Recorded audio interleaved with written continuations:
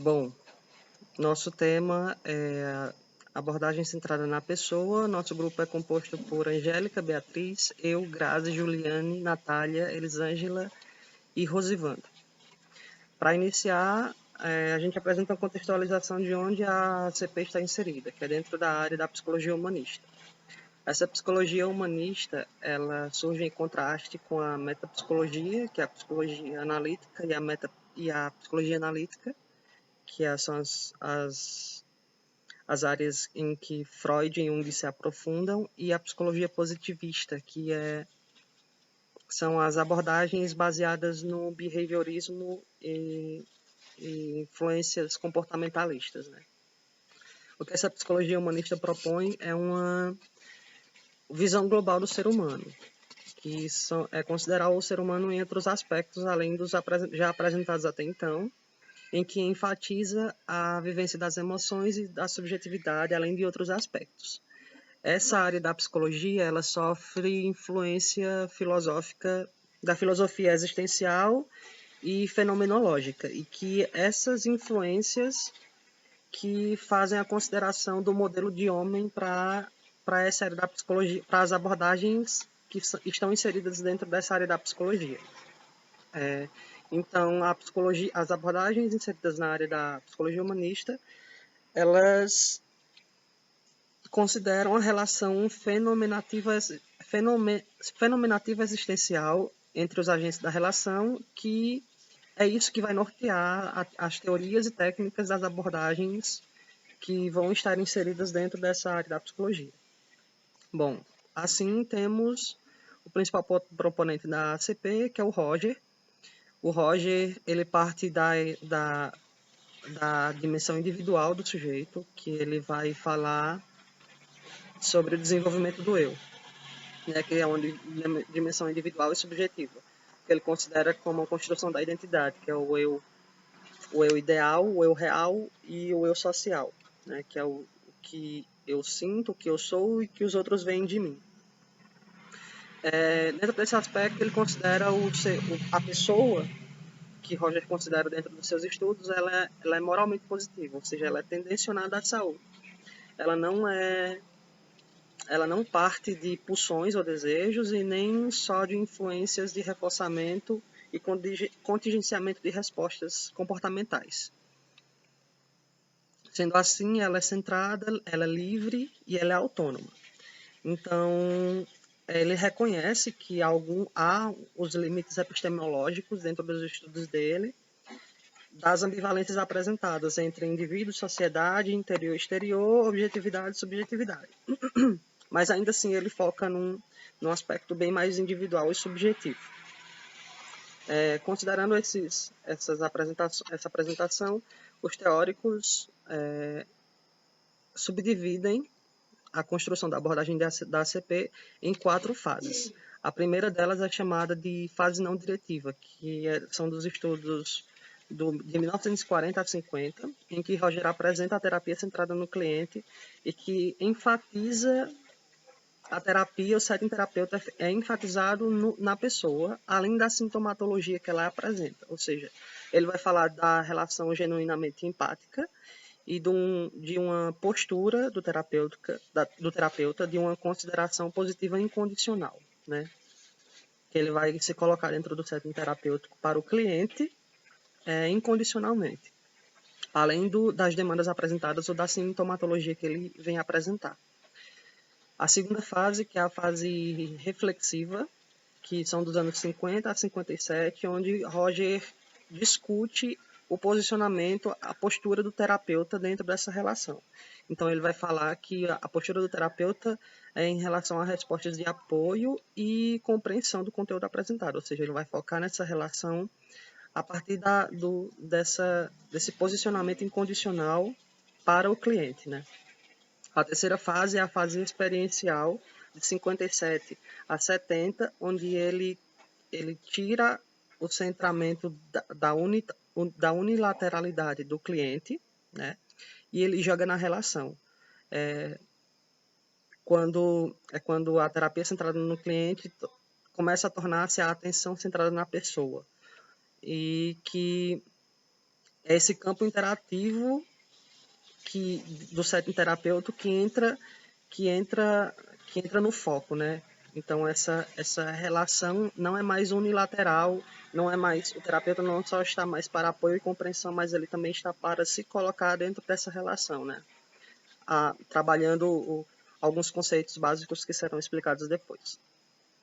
E a última fase, que é a quarta fase, que é a fase coletiva, que é de 70 a 85. Nessa fase, ela é apresentada a partir dos estudos de grupo que o Roger faz e da formação de novos terapeutas e workshops que ele começa a fazer mundo afora, principalmente aqui no Brasil, que é quando a ACP ganha uma maior visibilidade de estudos dentro da área da psicologia aqui no país, né? Então, esses aspectos ele vai começar a construir, tirar a ACP dentro de um setting terapêutico individual e colocar a ACP em posicionamentos mais de trabalho em grupo e os conceitos que ele vai trabalhar abordando também mais essas ferramentas terapêuticas grupais.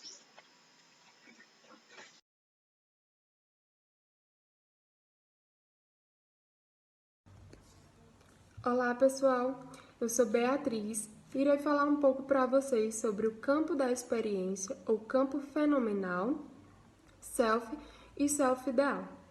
O que é o campo da experiência? São percepções que o indivíduo tem sobre o mundo. E aí cada indivíduo tem uma maneira única de perceber o mundo. Essas percepções, elas podem ser conscientes ou inconscientes.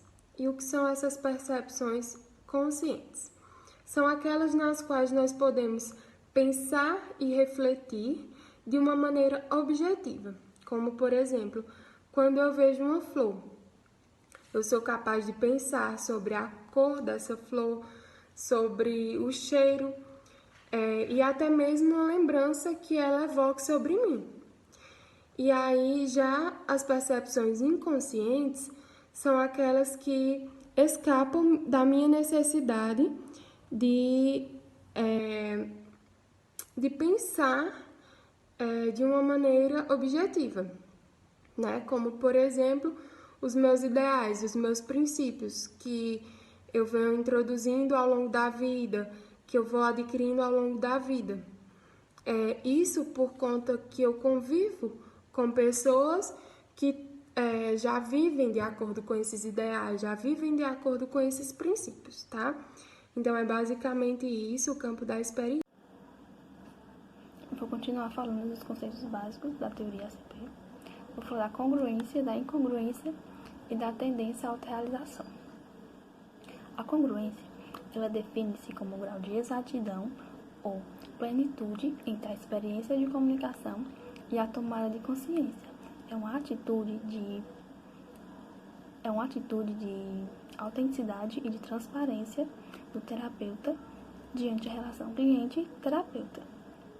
Significa dizer que os sentimentos que o terapeuta estiver experienciando, eles são reais e são válidos para ele, e que o terapeuta está consciente destes sentimentos e emoções, e que os assume e que é capaz de comunicá-los. Um alto grau de consciência significa dizer que a comunicação, que é o que está se expressando, a experiência, que é o que está ocorrendo em nosso campo, e a tomada de consciência, que é o que se está percebendo, são todas semelhantes. As nossas observações e observações de um observador externo também serão semelhantes. A incongruência, ela pode ser sentida como uma tensão, ou uma ansiedade, ou até mesmo uma circunstância mais extrema, como uma confusão interna.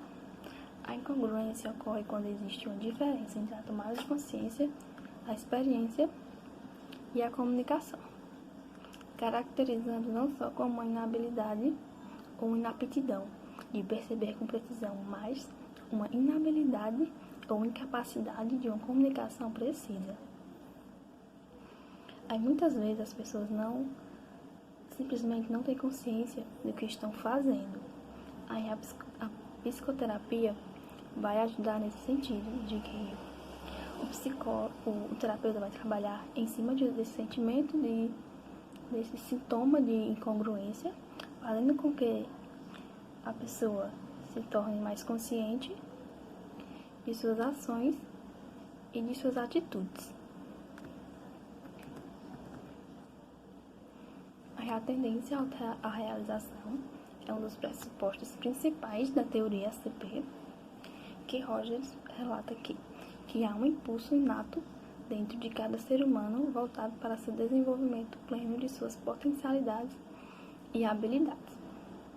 É então este impulso que dirige todo o organismo a desenvolver-se, tornar-se autônomo, a amadurecer e ser responsável por ativar todas as suas habilidades.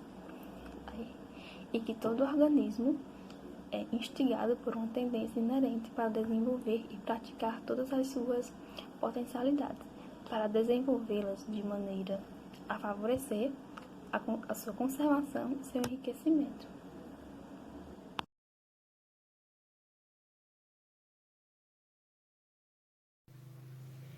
Bom, eu vou falar um pouco para vocês sobre a aplicabilidade da ACP no grupo. Rogers foi um dos pioneiros no estudo de grupos de encontro. Para a ACP, o grupo é uma experiência intensa que permite uma maior percepção de si. E através desse processo experiencial é possível um maior crescimento pessoal e um desenvolvimento e aperfeiçoamento da comunicação, tanto da pessoa consigo mesmo, como da pessoa com outras pessoas. E nisso acaba gerando mudanças significativas. No grupo, é preciso que tenha uma relação que esteja permeada de igualdade, liberdade, afetividade e criatividade.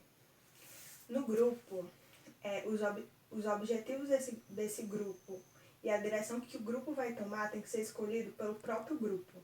Então, tanto os objetivos como a direção do grupo é tomada por o grupo como um todo. O facilitador ele também vai ter um papel importante dentro do grupo, pois ele fica responsável por criar condições para que permita um maior crescimento e desenvolvimento do grupo. Na CP é colocado que o facilitador precisa levar em conta 3 condições fundamentais, sendo que essas 3 condições precisam estar interligadas e elas precisam estar as 3 em conjunto presente.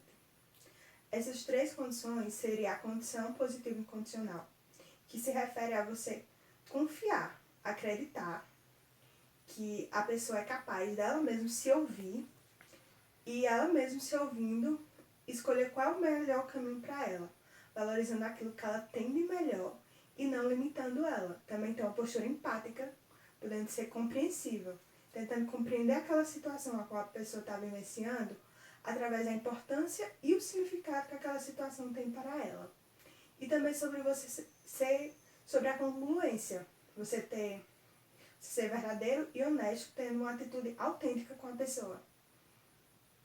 É normal que durante o início do grupo, quando o grupo ainda não tem o estabelecimento das relações, acaba ocorrendo alguns medos, anseios, algumas dúvidas, incertezas, ocorrendo até algumas irritações. Isso ocorre porque ainda não há o estabelecimento dessas relações. E conforme vai ocorrendo o estabelecimento dessas relações, é possível observar o processo de mudança ocorrendo dentro do grupo. E acredito que esse processo de mudança ocorre a partir do momento que a pessoa consegue aceitar e mostrar quem ela realmente é, tendo assim uma aceitação do eu.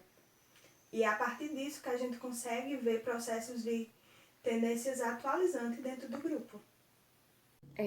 Olá, eu vou dar continuidade ao que Grazi veio iniciando falando sobre a perspectiva da ACP em grupos.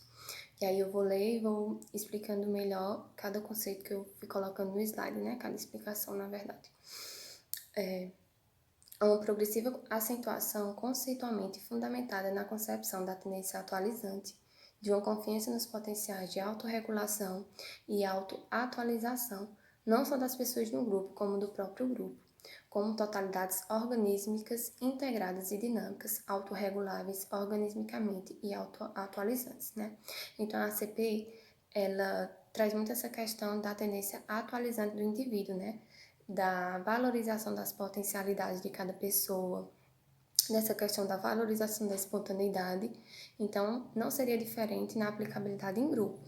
E aí ele traz nessa questão de que no grupo vai ter essa sim tendência auto-atualizante individual, mas que em grupo também vai ter essa questão da atualização do grupo, de como é que ele vai se comportar e como é que ele vai se modificar diante daquelas demandas que serão trazidas.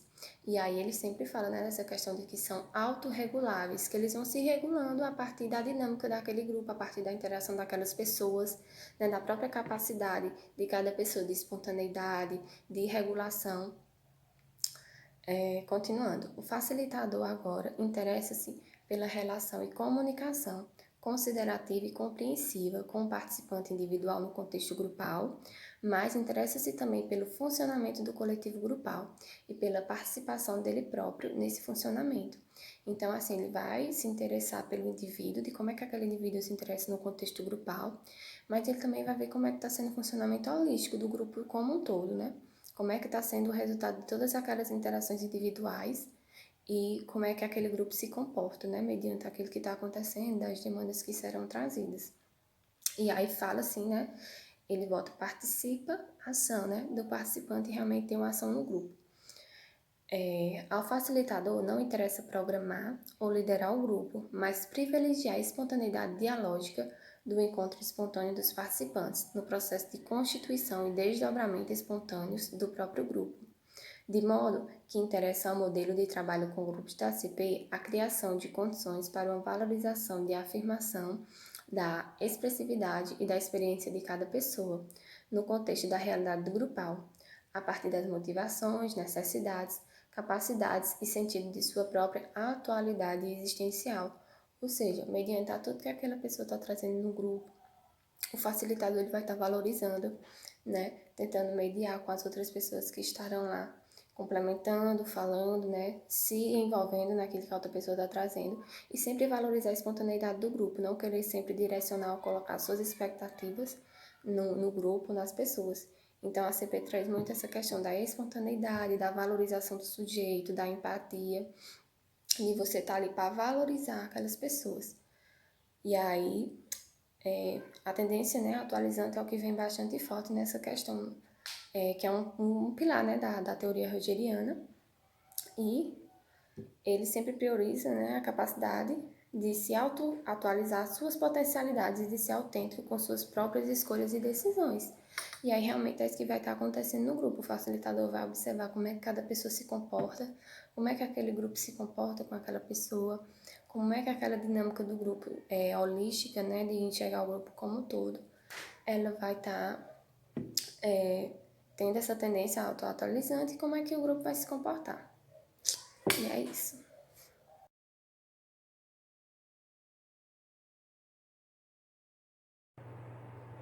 Bom, gente, eu sou Elisângela e eu vou dar continuidade ao nosso trabalho. Agora nós vamos falar um pouco dos fatores terapêuticos relacionando-os com a abordagem centrada na pessoa de Carl Roger. Uma primeira observação que é muito importante é lembrar que os fatores terapêuticos, embora falados de forma individual, eles estão interligados, certo? Então, é de extrema importância que dentro de um grupo haja essa mesclagem de todos os fatores terapêuticos, certo? Bom, eu vou falar um pouquinho da instalação de esperança e da universalidade, certo? Esse primeiro fator terapêutico aqui, a instalação de esperança, é basicamente reforçar expectativas positivas dentro do grupo. Né? Ou seja, é não tornar e não permitir que um grupo ele seja desacreditado. Tanto os participantes do grupo como o próprio facilitador, terapeuta, precisam acreditar nesse grupo, fazer com que esse grupo valha a pena. É basicamente isso.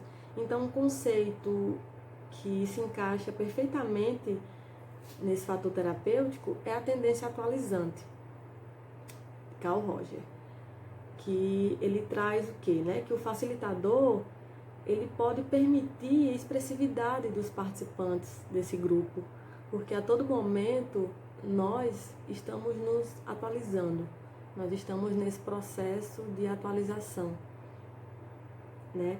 Então, assim, é confiar nas potencialidades, não só das pessoas no grupo, mas do coletivo grupal em si, né? Isso encaixa também o facilitador, claro.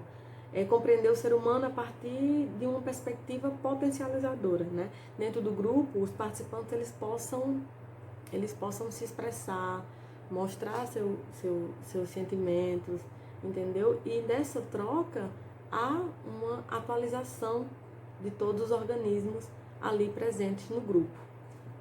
É isso que traz um pouco do conceito de tendência atualizante, né? Cada gesto, o poder de transformação de cada palavra, entendeu?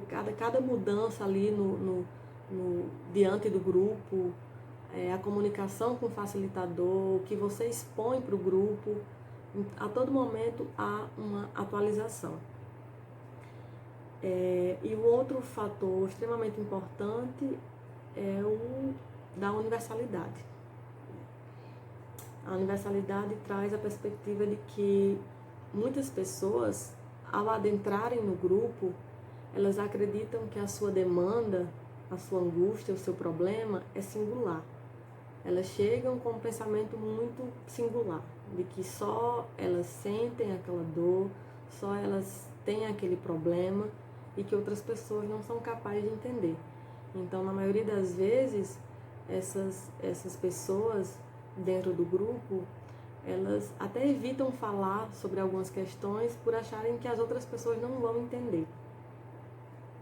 Então, esse conceito de universalidade, ele traz muito uma perspectiva empática, uma compreensão empática.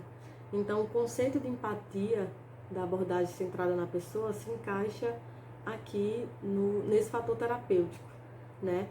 Ele traz uma perspectiva de que há uma compreensão, é possível compreender, se colocar no lugar do outro. Então, a tua angústia, ela pode ser sentida por todos no grupo, né? Então, é mais uma abertura e um acolhimento para mostrar que se você sentiu, eu também posso sentir, os demais participantes do grupo também podem sentir.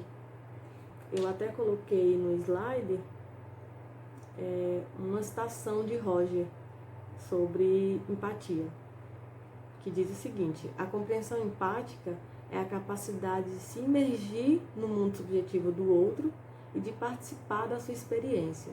É a capacidade de se colocar verdadeiramente no lugar do outro, de ver o mundo como ele o vê. E mostra que não existe algo que possa estar fora da experiência de outras pessoas, certo?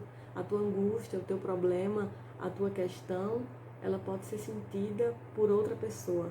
Outra pessoa pode te compreender, outra pessoa pode ter sentido ou ter passado por uma situação semelhante à sua. Então, o conceito de universalidade traz essa perspectiva.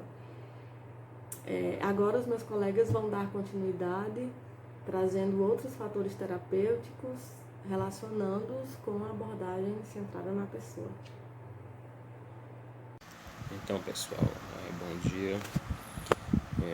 Hoje eu vou falar sobre dois fatores terapêuticos, né? Que é o compartilhamento de informações e a recapitulação corretiva do grupo familiar primário. Esses dois fatores eu vou estar relacionando o compartilhamento de informações com o conceito de consideração positiva e a recapitulação do grupo familiar primário eu vou relacionar com o conceito de congruência. Então, veja bem, dentro do compartilhamento de informações a gente tem 3 tópicos, né? Que são a instrução didática, né? O aconselhamento direto e o altruísmo.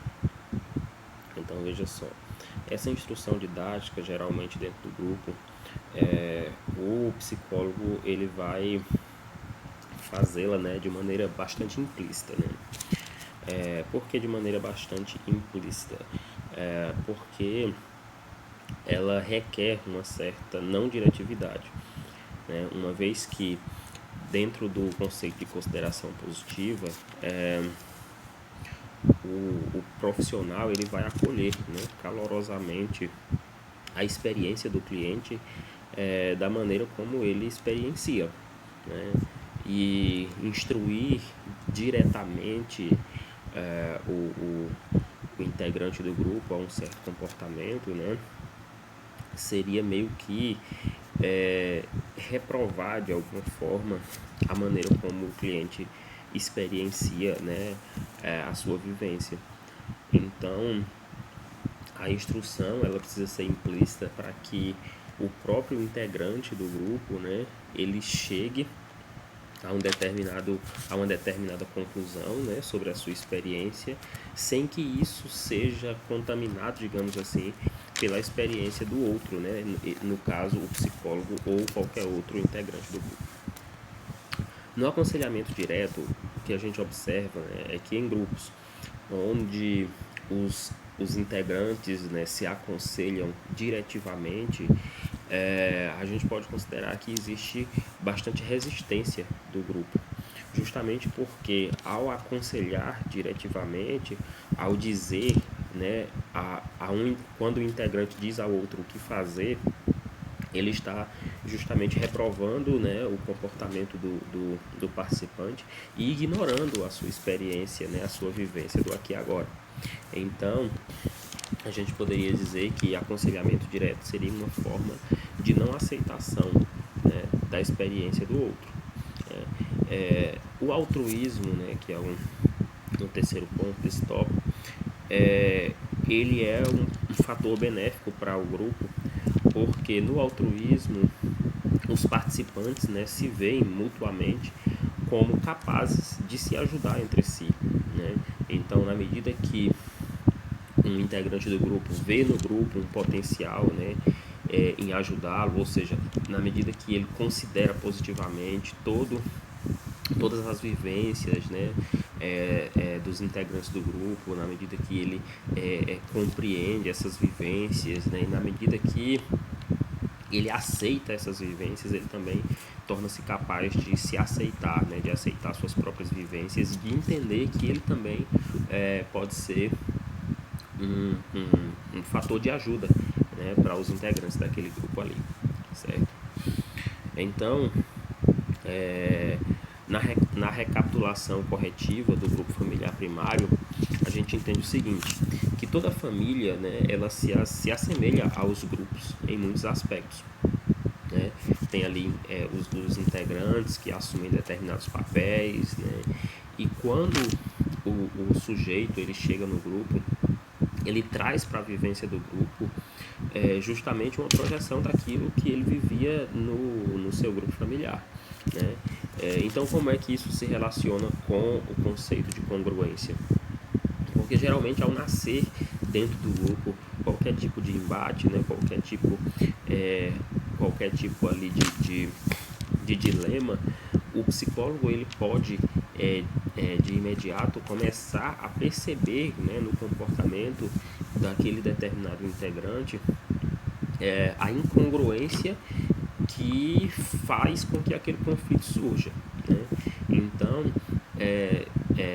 na medida que se lança uma investigação um pouco mais profunda, é possível perceber que muitas vezes uma incongruência, né, gerada dentro do grupo familiar primário desse sujeito, né, foi projetada no grupo, né, fazendo com que surja ali aquele conflito, certo? Então, resumidamente, né, esses dois tópicos tratam disso, né? Tem muito mais coisas que poderiam ser ditas, mas infelizmente pelo modo, né, como a gente está tendo que estudar, não nos permite prolongar mais ainda sobre o assunto, certo? Então, muito obrigado, tchau, até mais.